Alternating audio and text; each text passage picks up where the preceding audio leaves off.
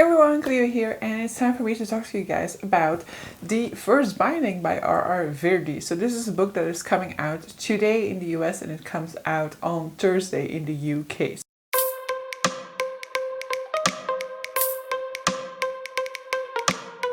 So I have been lucky enough to have received an advanced reader copy by the publisher through NetGalley. Now I need to clarify as well that it is an uncorrected proof, and that did to some extent have an impact on my experience with this book.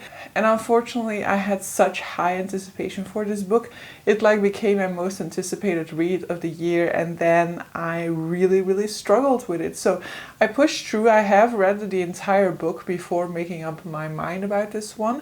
And my conclusion is that it's a mixed bag. There are things I like about it, there are things that I don't like about it. And so I'll walk you guys through this one, and I hope that this can kind of help you guys figure out whether this is a book for you, whether you want to give it a go or not. Now, first up, as I said, I was granted an uncorrected proof, and I did definitely notice quite a lot of language problems, and I'm assuming that all of those problems will be problems that will have been caught during the editing process, and so as a result, those problems will have disappeared.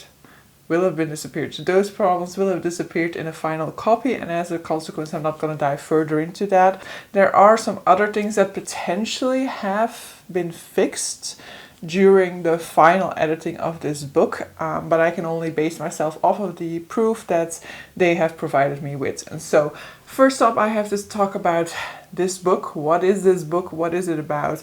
How is it structured, etc. So this is basically marketed as a South Asian name of the wind, and I do definitely think that that holds up pretty well. There are quite a lot of parallels between the name of the wind and The First Binding. It absolutely is reminiscent of the name of the wind while reading it, so I definitely do think that for once this sort of comparison works pretty well. Like with the name of the wind, we are looking at a story within a story. So we're looking at this man called Ari who is traveling around the Silk Road, basically called the Golden Road within this world, and he is going around as a traveling bard telling his stories in exchange for board in the inns that he travels along. And so we meet up with Ari somewhere along the Golden Road.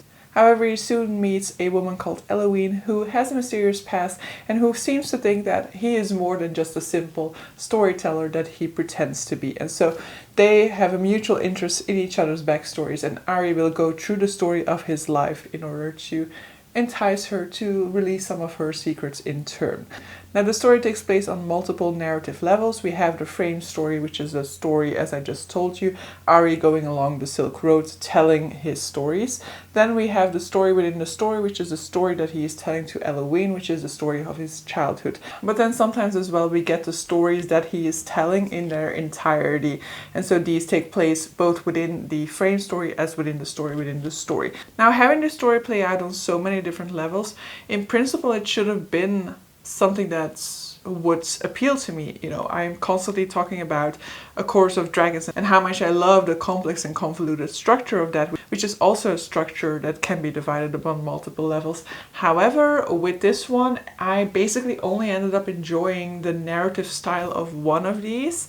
And so as a consequence, every time that we would visit one of these other narrative layers, I would basically feel like the story was pausing, like it was taking the pacing down a whole lot. And so I really struggled with that, and especially because the narrative layer that I enjoy the most is the story within the story, and I will say that that is the best layer to enjoy, because page wise I do believe that the majority of the very big page length of this book takes place within that layer.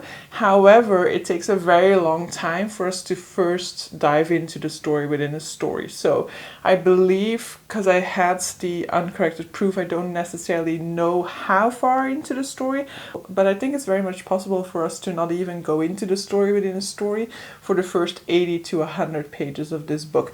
And for me, I really struggled with the framing story above everything. I think if the framing story wasn't there, I could deal with sitting through some of the stories that are told within a story, but the framing story itself, I was just not all that interested in it. And I think that has to do with the dynamic that we're introduced to between Ari and Eloine, because I did not buy into this dynamic. This is a dynamic we see time and time again. Mysterious woman who has this sort of like banter with our protagonist, banter that is, full of innuendo and things like that, but ultimately these people don't really know one another. They're just purely attracted to the way that the other person looks. The inner dialogue of Ari, the way that he views her, the way that he objectifies her, to me felt a little bit cringeworthy, and especially with a certain remark that takes place later within the book, I did definitely feel like it was, it was a perspective that we're used to reading, and the portrayal of women was a portrayal of women that we're used to reading in fantasy. I would have loved to see a more well-rounded character for the character of Eloine. We do sometimes see her acting independently, but I guess if she was more fleshed out, if we had like a 50-50 split between the two of them, maybe that would have worked better for me. But in principle, the whole frame story felt a little bit too gimmicky. I did not enjoy it a whole lot.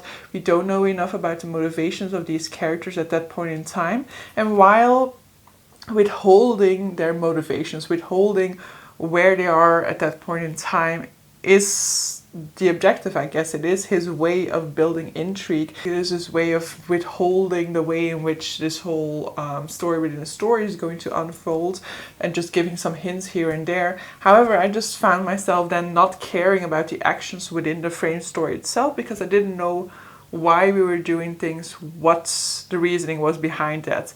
And that definitely comes into play more towards the end of the frame story, because in the beginning it seems as if he's just along the road, and his locations that he's choosing is just randomly.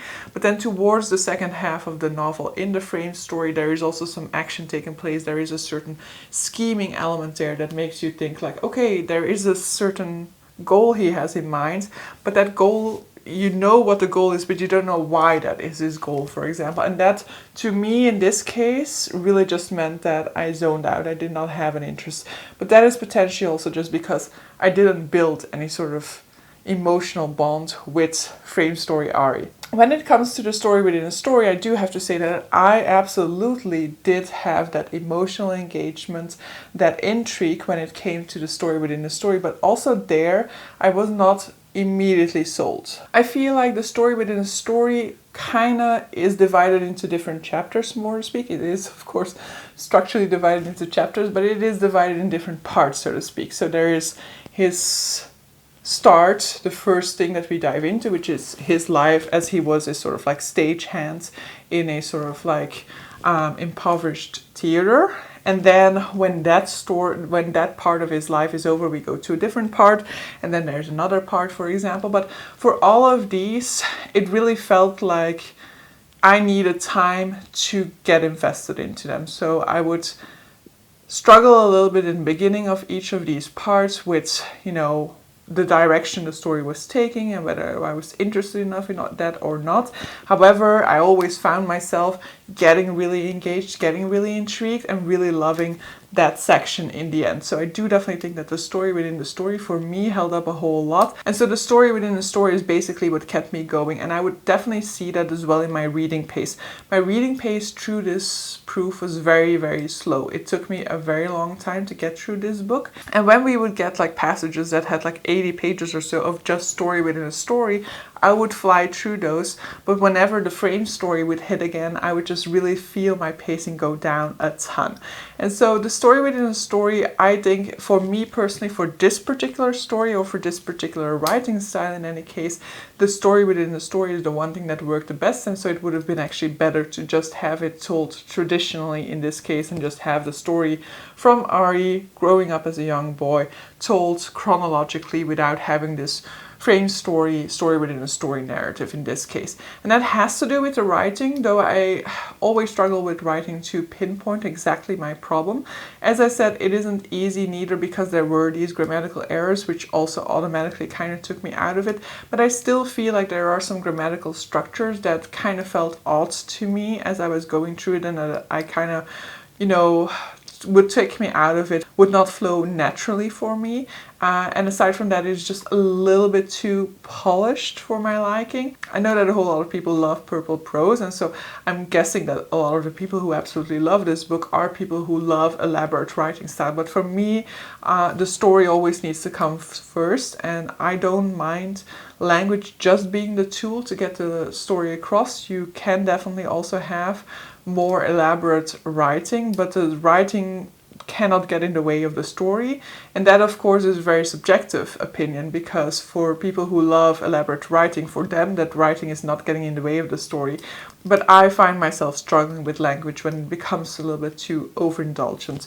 You know, I always wanted to kind of get more down to the core, more down to the basics, and you can still have purposeful writing when having more of a toned down writing style.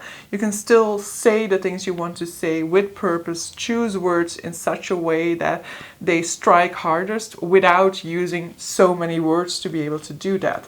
And when it comes to the writing style as well, another thing that I really definitely noticed that for me became quite cumbersome towards the second half of the novel is that a lot of times there are these sort of life wisdoms interlaced within the story, and this is, you know, this happens in all literature. You know, all literature is trying to bring across a message, and so a lot of times we will dive into certain thematic and there will be discussion of that thematic that offers lessons that you can take with you, that you can take out of the story and apply to your life or apply to our world, for example. But I felt like they were so on the nose here, they were so visible. It always felt kind of like, oh, and here's a life wisdom that I will share with you guys now, rather than have a life wisdom that you as a reader pick up on from the story. This felt more like, here, let me present you now with the moral of the story, more or less. And so I felt like that could have been integrated into the text a little bit more. When it comes to the characters, as I said, the characters of the women aren't very well developed within this story. There aren't too many important women characters. There's one of his friends who's a woman, and I think she's handled pretty well, but she could just as well have been changed out by a man and there would have been no difference in the dynamic there. And there's this woman in the frame story, as I mentioned, Eloise, who is very much reminiscent of the female character within Name of the Wind. She's mysterious. We don't really know her motives. We don't know a lot about her background. We as a reader find out a little bit more through some of the scenes we get of her individually. But what it is that turns Ari towards her basically is just attraction. And I don't feel like they get a very deep bond. There seems to be a bond from time to time, but how that bond got created is a little bit unclear. There are these scenes in which she seems to be almost like a damsel in distress. However, she can definitely stand her own, so it's a little bit unclear why she's acting that way and whether she would have wanted him to react the way that he does. So with her, I kind of feel like she is not a character that interests me or a character that excites me to read about. She's a character that kind of makes me go like, ah, yeah, another one of these, another one of the women in fantasy written in that way. And then there's this one woman that he goes on a date with at some point within the story, and that scene I absolutely hated. It made me comment, like it made me put an annotation in my Kindle app for the first time ever, because he makes this remark. And so I don't have my cell phone with me here at this point in time, so I will have the quote on there, but it basically said something like, it was him complimenting her on the fact of her being brilliant and being a woman, and saying something along the lines of, it's magical when women turn out to be brilliant, or something like that, something along those lines. So something that can be taken as a compliment for, I love to see brilliant women, but the implication here being that it is exceptional, and the use of the word magical in that context, making it more seem like, whoa, the only way for a woman to be brilliant is if magic is involved, because women naturally are stupid. And I know that that is not a point that he was trying to bring across, but it's a typical remark, a remark that makes every woman cringe. But it does not make the woman in the scene cringe. The woman in the scene is all googly eyes and rubs her foot against his leg as a response to that comment. And that whole scene was just cringeworthy in its entirety, because Ari is constantly described as being this boy who's too clever for his own good. And that aspect to his personality is very reminiscent of Quote from The Name of the Wind. So they are very similar in that sense, you know. They always have a comeback, they always speak their mind, they always come back with a clever retort that often gets them into trouble. But when it comes to women, all of that cleverness goes out the window. They clearly understand nothing about women, but still he's always being described as the clever one, whereas for me, a lot of his interaction with women do not come across as being very clever at all, but okay. And so in this scene, it's clear from the get-go for the reader, through the way it's described, that the woman in this scene has very different ideas about this date than he does. She thinks of it as a date, he considers it as a way for him to gather information, for him to gather stories. And he clearly, very early on, gets bored with her. You know, she does not have the information that he seeks, and so he kind of engages her into a conversation and then loses all interest in her answer, basically. So that already had me like irked. It already made me go like, ugh, Ari, I very much dislike you now, because at the very least show an interest in this woman. If you're asking her a question, show an interest in the answer that she's proposing, or, you know, ask her something else about something that does interest you. I don't know, but in any case, don't just like zone out throughout the entire conversation and then compliment her about the fact that she's brilliant afterwards. Why are you calling her brilliant when clearly you're not even interested in anything that she had to say about her research or anything like that? So I found that to be very annoying, and then most of all I found it annoying that she responded the way that she did. She had noticed his attention drifting off. She didn't really do anything with that. He compliments her in a very sort of like misogynistic way. She's like, oh, thank you, and just like rubs her foot against his leg. At no point is there a discussion of the fact that he has said that. And I had some hopes for the moment in which we were going to go back into the frame story, because after all, this happened in the story within the story, and so this is something that he is now telling Eloise that happened in his past. And so I would expect that Eloise at the very least would give some sort of a comment on that. And she did comment on that scene, but she did not comment on how poorly he behaved in that scene. She just commented something along the lines of, I cannot believe you didn't realize that somebody was flirting with you. And I was just like, nobody's gonna acknowledge the misogyny in that comment? Okay, fine. So I don't know whether this is in the final book. I will definitely check it out once I have the final book in my possession. I will reserve some judgment about that. I'm hoping that an editor will pick this out, but considering how often these types of scenes are in fantasy books, I don't really feel like it will be the case. In terms of pacing and, you know, like the logic of the world, I will definitely say that something that also kind of bothered me is the money system and time, because there is this sort of plot element that we don't really revisit, I believe, that is introduced around the midway point of the story within a story, and there's a sort of like deadline placed on our character, and that deadline is not revisited. And me personally, I was always kind of unsure about how much time had passed in the lead up to that deadline. I was always wondering like, okay, but how much time does he still have? Because he seems to be taking his sweet time, but he has a time limit, he has a deadline, and he never seemed to be caring about that deadline. And I don't know whether that means that the plot is developing in such a way where he just forgets about the deadline altogether because he didn't take it seriously or something like that, or whether, you know, that's just a flaw. I don't know, but for me personally, I would have loved to be able to track our progress through time better, and the same when it comes to money, because when around that same time he sets off with a certain amount of money, and we do have him comment from time to time about how he's going through his expensive rather quickly and how he needs to start taking care. But then he keeps on spending and spending, it seems like. And so it's never really clear for me how much money he has left and whether the choices he was making were wise decisions or whether he should have really started to pay more attention when it comes to his money. Now, I think I've talked about quite a lot of the negatives I had with this book, but let's not forget that as I said, I was really, really engaged and enthralled when it came to the story within a story. And the main reason for that is also because in the story within the story, we very much see him being trained within this magic system. Now, when it comes to that, I do need to indicate that there is another parallel with The Name of the Wind, where he doesn't really grow to understand things yet throughout this book, or not fully. He is given the building blocks, so to speak, and he's kind of catching up to the building blocks, and he has a lot of talent for that, but he doesn't fully understand the magic system yet, the toll that this will take, and the cost and all of those things.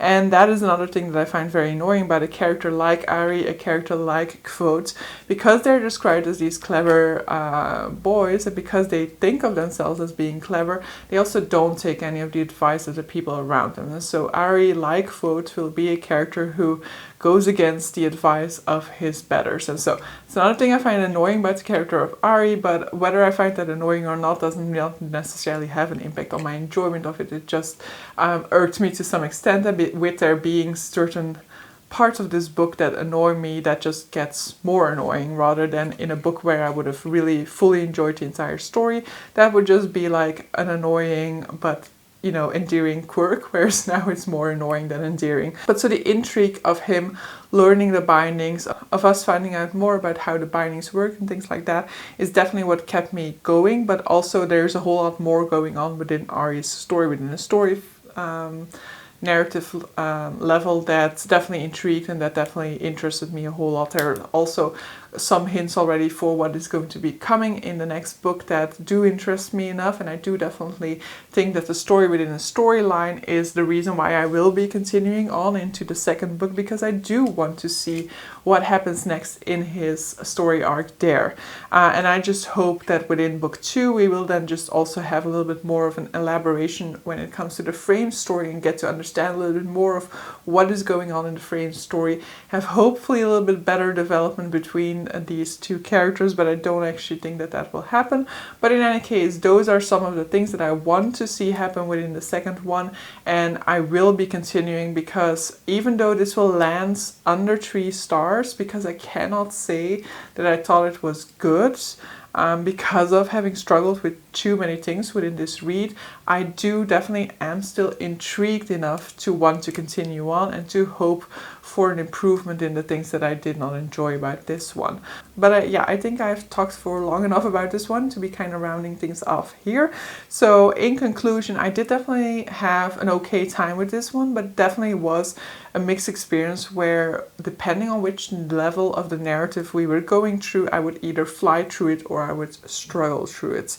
The writing style within this one is a little bit too roundabout, too elaborate for my personal liking, but that of course could be a reason why you might want to pick it up on your end. The main thing that kept me interested and engaged was this sort of promise of figuring out the 10 bindings and finding out more about how they worked and about how he got to dominate them, because we do know from the beginning that he ends up learning the 10 bindings. However, throughout the story we will also see that there is an interesting relationship between him and the bindings by the time frame of the frame story. But so yeah, it was a mixed bag for me. I'm hoping for better in the sequel. I will be looking out for my physical copy to be able to see whether that particular quote was still in there or not. And so the final remark I want to leave on is, if you're struggling with the beginning of this book, kind of maybe wait until you get to the story within a story to make up your mind. Of course, if you're somebody who is used to DNFing early, more power to you, because you can definitely save up on a lot of energy for, if you're struggling with the beginning, it most likely won't turn out to become a 5-star read. depending of course on what exactly your issues are with the beginning. But if your intrigue level in the frame story is low at the beginning, then I think it will remain low throughout, but you might still enjoy the story within a story a whole lot. But so yeah, on that note, I'm gonna leave you guys to it. Definitely let me know if you've read this book, what your thoughts were on it, and if you haven't, whether this kind of makes you more apprehensive, or whether the problems I had with it sound like things that might actually work for you, whereas it didn't for me. But so yeah, hope you guys enjoyed this video, and see you guys for the next one. Bye!